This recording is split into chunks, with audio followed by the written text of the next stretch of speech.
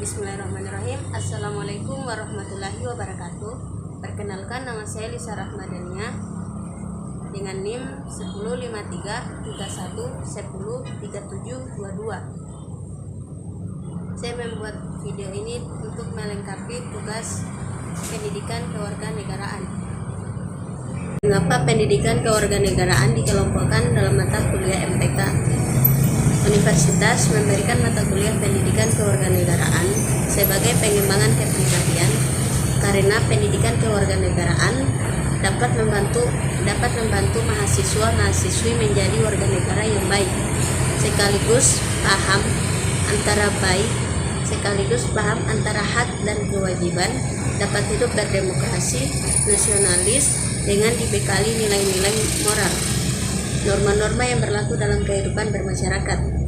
Mata kuliah pendidikan kewarganegaraan juga merupakan pelajaran yang menyelenggarakan pendidikan kebangsaan, demokrasi, hukum, multikultural bagi mahasiswa guna mendukung terwujudnya warga negara yang sadar akan hak dan kewajiban, serta cerdas, terampil, dan berkarakter, sehingga dapat diandalkan untuk membangun bangsa dan negara berdasarkan Pancasila dan Undang-Undang Dasar 1945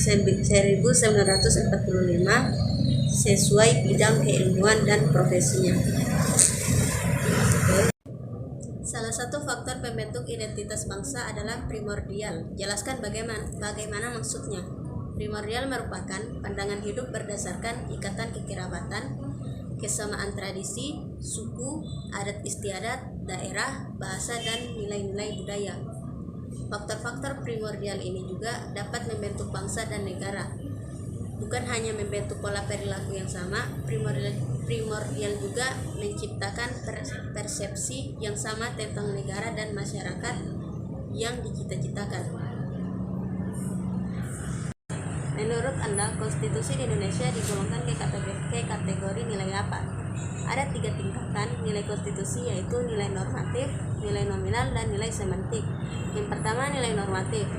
Nilai normatif berarti konstitusi sebagai hukum tertinggi sebuah bangsa benar-benar dipatuhi oleh penguasa maupun masyarakat secara murni dan konsekuen. Yang kedua, nilai nominal.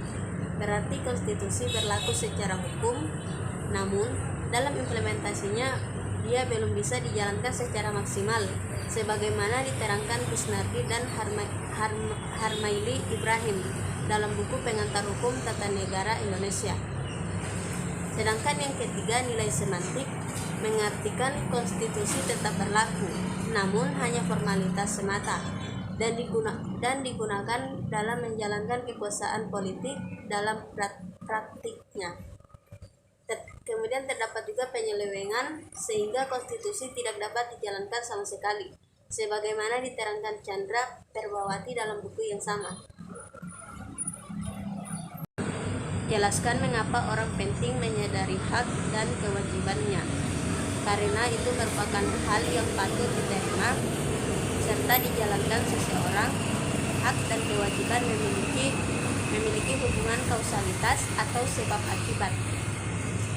Keduanya tak mungkin dipisahkan. Hak tidak akan muncul jika tidak ada kewajiban, berlaku pula sebaliknya. Jelaskan bagaimana sistem demokrasi di Indonesia berdasarkan Undang-Undang Dasar 1945.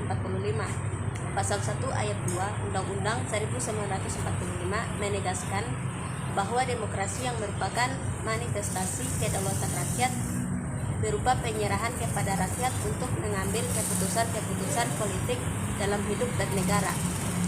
Demokrasi Pancasila sebagai sistem demokrasi yang dianut di Indonesia secara ringkas adalah sistem demokrasi yang dilaksanakan berdasarkan musyawarah untuk mufakat bagi kesejahteraan rakyat ataupun kebebasan individu dijamin namun tidak bersifat mutlak, karena disesuaikan dengan tanggung jawab sosial. Sekian dari saya. Wassalamualaikum warahmatullahi wabarakatuh.